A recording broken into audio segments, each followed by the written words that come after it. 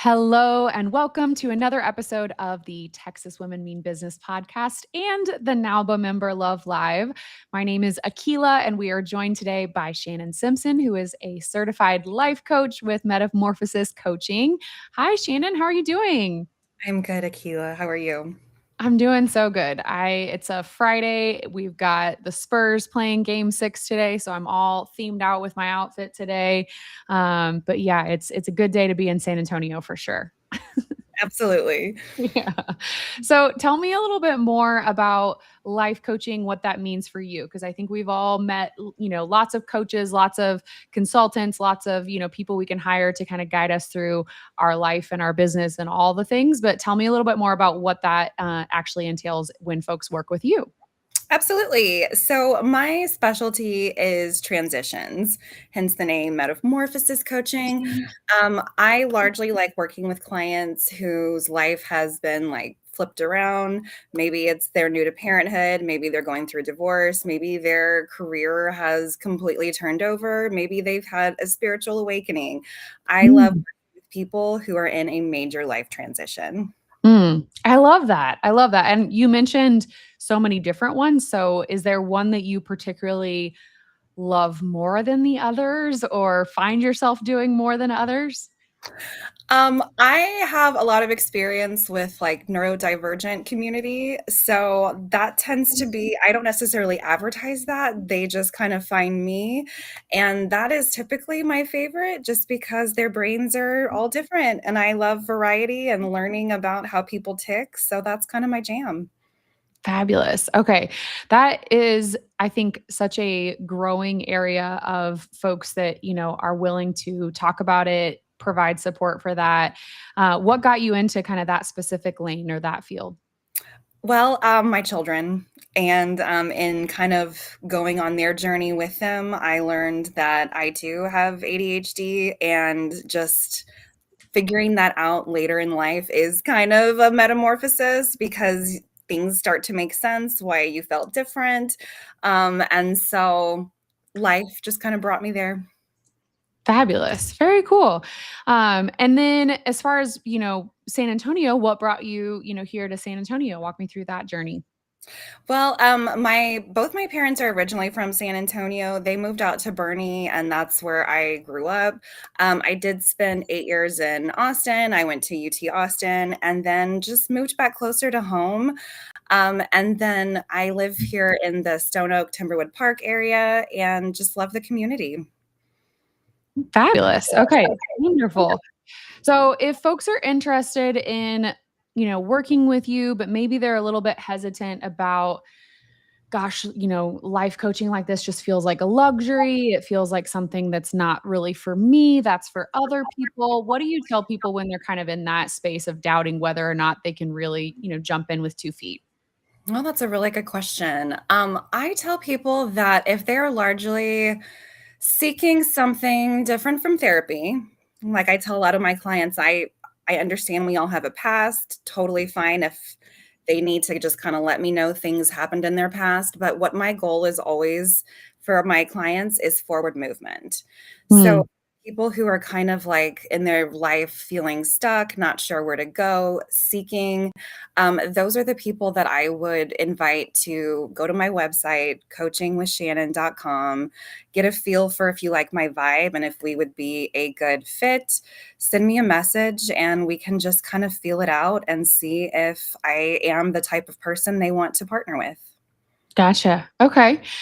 I think that's great to talk about the forward motion and even, just the word coaching kind of lends itself to thinking about a sports coach or, people who need that sort of like more action oriented experience. Do you find that after every session your clients are getting, okay, here's your homework for next week, here's your tasks that I want to see completed, or is it more of a you're in charge of this journey, I'm just here to kind of support and guide you through it? So, especially on the first meeting when I have with a client, I largely want to know. I tell them to paint me a picture of their life in the present moment. Like I said, if there's any like major life change I need to know about, great, I'll keep it noted. But I'm always gonna like look for areas of opportunity where I can introduce a new tool. One of Mhm. my favorite tools that pretty much on the first session I always bring up is nervous system regulation. And that's kind of like the building block towards like self-awareness. If we're more self-aware, we're more likely to change. Um, Mhm. so typically that's where I start. I will sometimes like email my clients like different like job aids, things to consider. Um, Mhm. and then we just kind of like building blocks. We kind of work piece by piece to build them up to the authentic life they want to create. I gotcha. Okay, fabulous. Can you give us maybe a anecdote of one of your clients, obviously remaining anonymous, but can you give Sure. us an anecdote of, one that you've been able to kind of take from point A to that, point B? Absolutely. I'm kind of thinking of someone I recently started working with, and it initially started around parent coaching. Specifically, they had like a teenager that was adult. Well, I'm saying teenager, but they were really old enough to kind of fly the nest, but they weren't Mhm. flying the nest. And so we initially started talking about that. But through that discussion, what we really discovered was she didn't have an identity outside of being his mom. So, yes, Mm. she wanted him to fly the nest, but she also had to recognize that some of her behaviors were keeping him in the nest because Mhm. her identity was so fiercely tied around that role. So, that's kind of one of the epiphanies that we kind of discover through coaching, where you might start thinking you need help in one area, but then we can discover, like, well, actually, let's put some light onto what your identity is and build it up from there. Okay. Okay. Well, I think that's like certainly, a role or a, stage of life that so many of us can relate to. And even be kind of thinking ahead of, anticipating when I'm going to need this type of support and, even preemptively having it kind of in place as we get to those milestones. What would you say is like the biggest misconception of life coaching? I think some people get a little leery around the accountability piece. Similar to what you just said, you hear coach, you think of someone on the sidelines that's like, "Push, go harder," and that is not at all what I'm about. I don't like shaming anybody, myself, others. I It should not be a painful experience. Mhm. Coaching is all about finding your internal motivation and kind of building that flame from within. My Mhm. job as a coach is kind of to like shine a flashlight on the areas that you might not be able to see because it's easier to look out than it is to look in. So that's more my style. And when the motivation comes from within, it's more likely to stick. Yeah. Yeah, that's such a good point because I think, we've all tried to join even just like, diet programs or exercise programs. And, when it feels like someone's pulling you along versus you kind of self propelling, it's a very different, experience. One of those two different ways. So, um, is your practice, do you prefer virtual, in person? Do you give kind of the patient or the customer client the experience or the choice of the two different types of experiences? So, what's so interesting about that question is when I first became a coach, it was in 2019. And Mhm.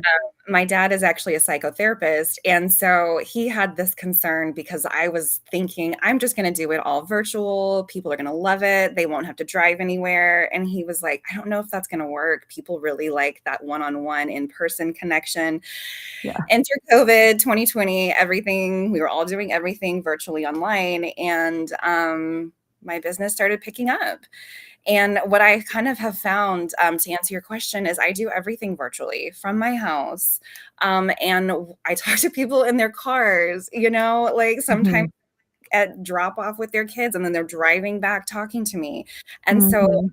my preference is that virtual, and what I have learned over time is, like, some people I've been talking to for 2 years. I've never met them in person, they live on the other side of the country, and it actually kind of lends itself to increased, confidentiality and privacy because Mhm. some people, if you're not in the same community as me, you're not gonna see me at the grocery store or the gas station, so Yeah. they feel even more free to just, like, speak what's on the top of their mind. Mhm. Yeah, that's fair. That's definitely fair. Are life coaches protected by the same type of ethics? And I know you've got kind of some of your credentials there in your subtitle there. So are you guys also bound by a lot of the same kind of what we would think of as a therapist as like the confidentiality and that type of code of ethics? That is such a great question, and I'm so glad you asked it Mm. because no, coaches are not bound by like the same kind of like structures that like a therapist would be.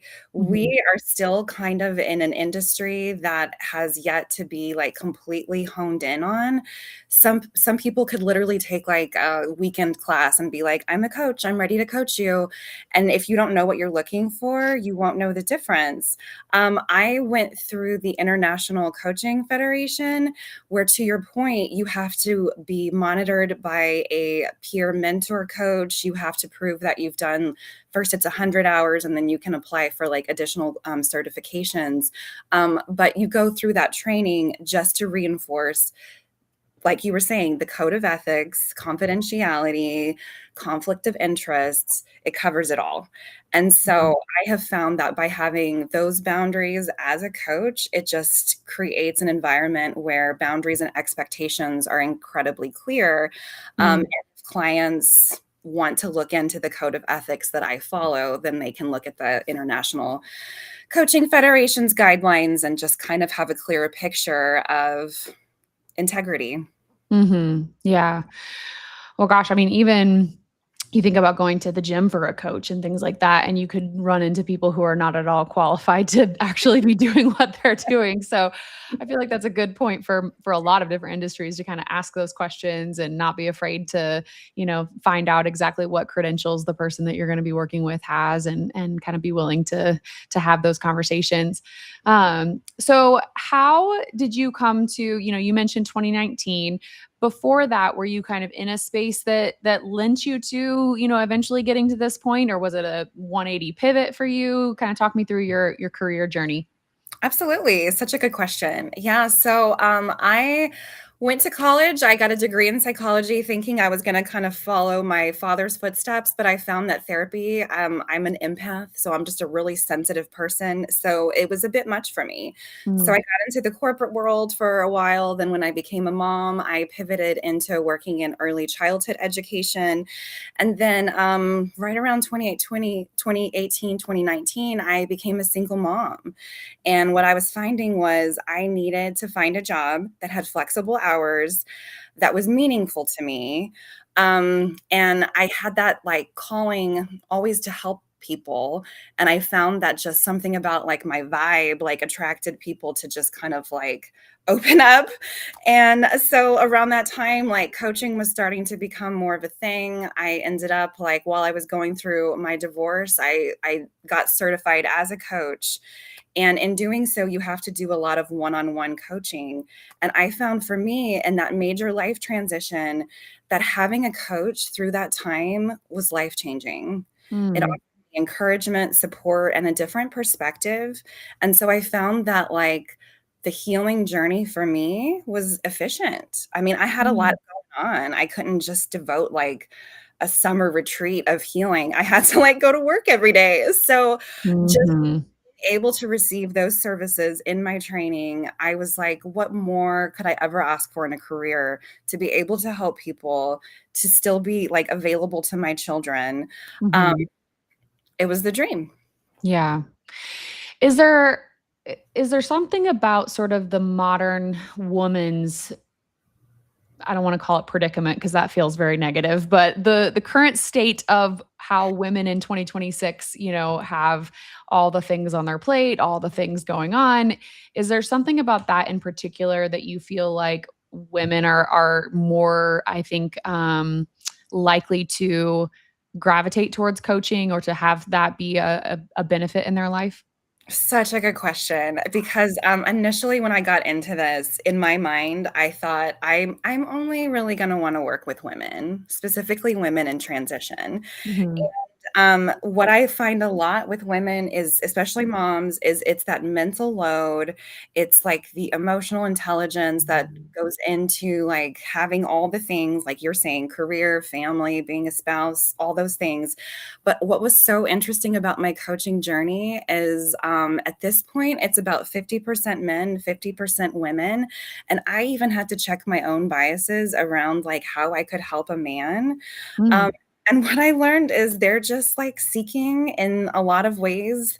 And it's like a misunderstanding on both sides. And mm, my like biggest opportunities for growth has been in how I've grown from an empathetic standpoint. I'm also a boy mom, so that helps motivate me, is mm. we just all want to understand each other. And so I do coach a lot of men and just kind of having to understand the complexities of relationships and how to better show up in a way that is authentic to them, but also supportive to the people they love. Yeah. That's such a great point. I mean, I think you see those memes out there where it's like I'm raising my son to be, the male partner that I would want to have, or that I, would want to put out into the world, kind of thing.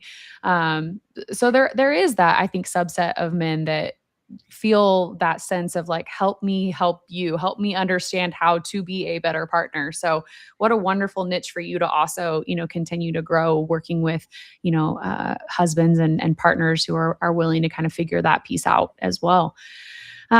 So in terms of your village, your, network, people that you rely on, how did NAWBO kind of come to be a piece of that, if we can claim to be part of your village yet, or not? Yes, yeah, absolutely. I had kind of got to the point in my career or my small business growth where I kind of was like, all right, well, this was the initial dream. Now I don't really know where else to go. And like full disclosure, marketing, being a business owner, it does not come naturally to me. Mhm.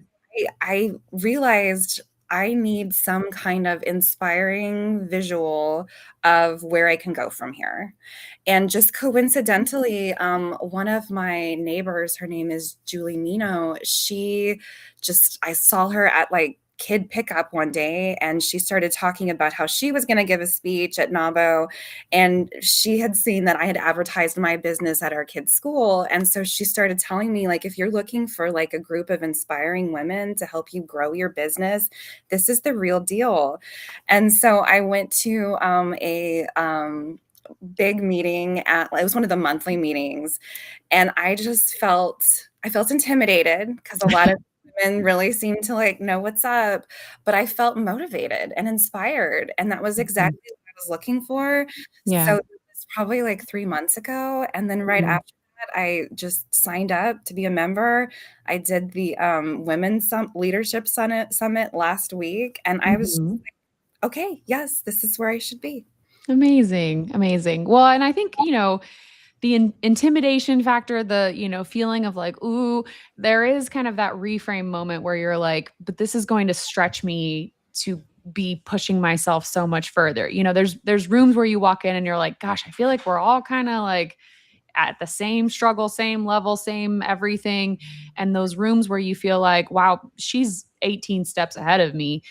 I think the longer you're in business, you see that as a opportunity to push yourself versus never going back there again. Never, no thanks. 100%, 100%. And then when you can, see how someone got where they got, and you can, like, Mhm. kind of learn what they did, then you know what steps to follow. Yeah. Yeah, for sure. And I think still, even the women that we have in our organization that are running far 10x, 20x larger businesses than my own, they still have some of the very same struggles, that we have. Like, it is very much not they've got it completely figured out. Their life is 100% running smoothly. So that's also, I think, a comforting factor to feel like, yes, they have a far larger business and I want to learn that piece of it, but my gosh, we're all human. We're all, dealing with the same stuff going on. It is so true. And just to Mhm. find a community where you feel a sense of belonging and also inspiration, I mean, what a gift. Yeah. So are there resources that you are most excited to tap into? You mentioned, hey, that back end of the business that, I know how to life coach, like a I was gonna say mofo. I don't know if that's appropriate to say, but um, I know how to do that piece of it. But the back end and the, strategy and the marketing and da da da, da, are there resources that you're looking forward to tapping into with NAWBO? Absolutely. I really struggle with marketing, like I was saying, and also some of these women just like are so polished when they like go up into a room of people and they like give Mm, speeches.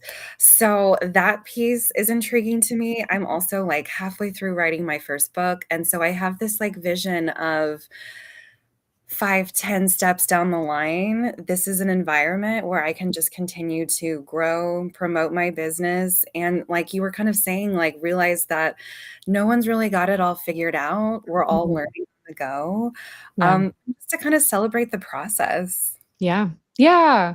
Well, the summit I think was an amazing, for you to be in the process of writing a book and looking to kind of figure out how do I show up on a stage or, in front of a space with more kind of conviction. The summit was all about that. So were there any great, moments or takeaways that you had from that event last week?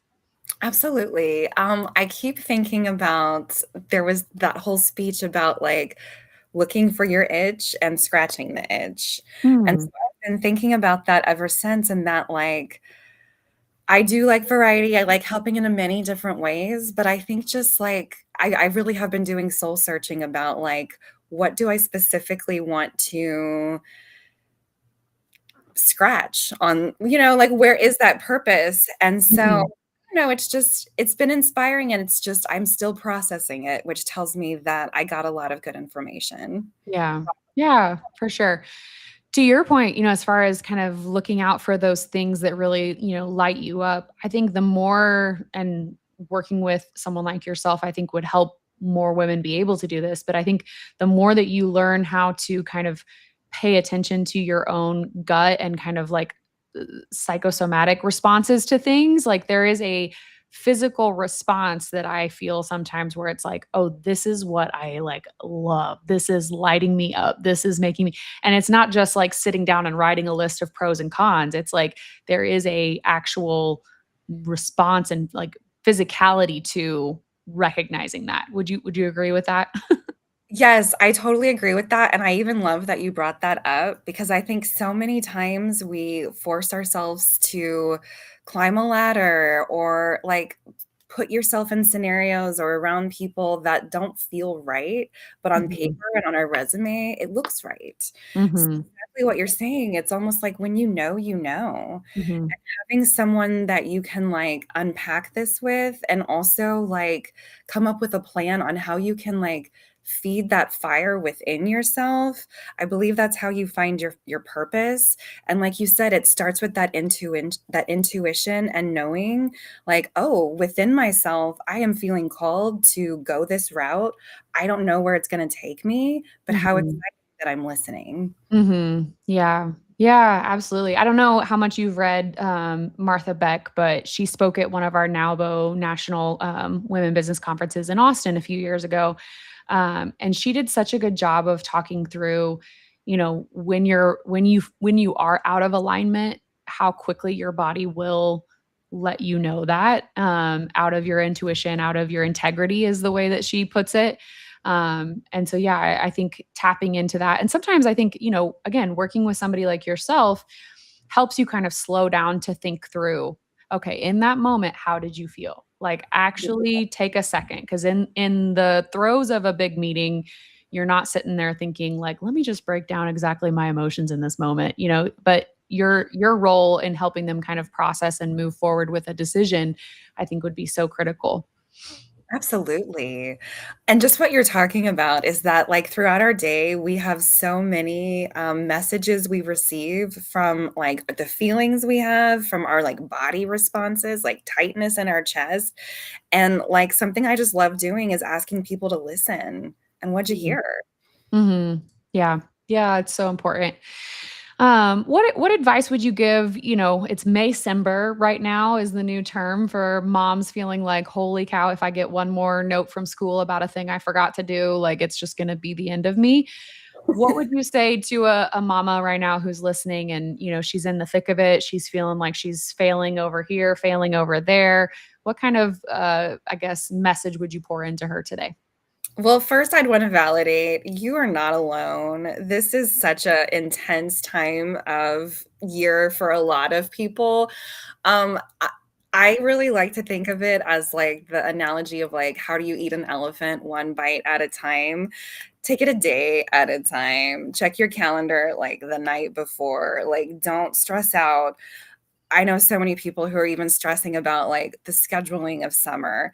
Let's just throw all those feelings like in this trash can over here. And I really just want I would advise that person to just like look their kids in the eyes, look at their tiny hands and see that like these little people are looking to you to just get their validation that like, yay, summer's almost here.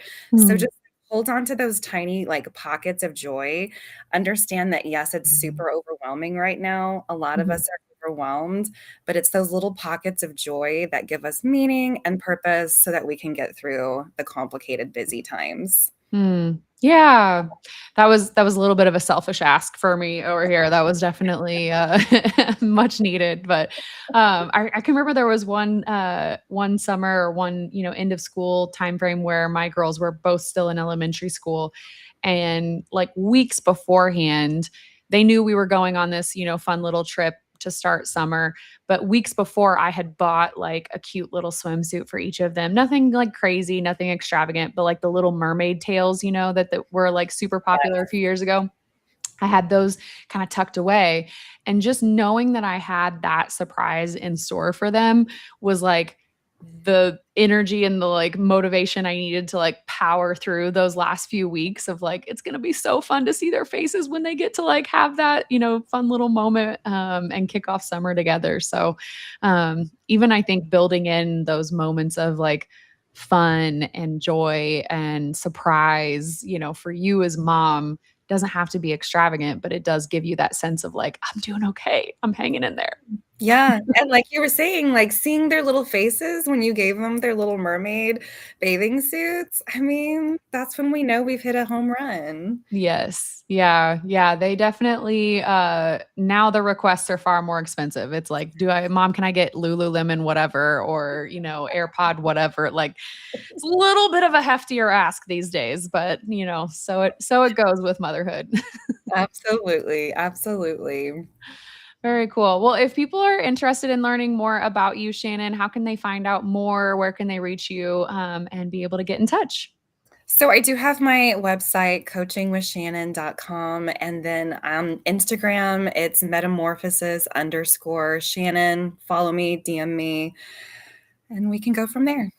All right, fabulous. Well, if you are tuning in today, either watching or listening, if you are curious to learn more about NAWBO, you can scan the QR code that's above me to find out some about our upcoming events. We still have a few more left in this year's programming year. For those of you that don't know, we kind of run a June to June calendar for NAWBO. So we will have our annual meeting coming up in June, which is when we install our new board. So that's a really fun, exciting event coming up in June. But we would love to see you at any of our upcoming events.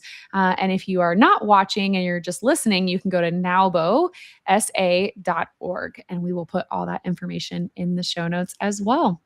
But thank you so much for joining us, Shannon. We are so excited to have you as a new member. And any of our ladies in the group that are looking for that support through transitions, I'm sure are going to be really, really lucky to have found you as a resource. So thank you again. You, my privilege.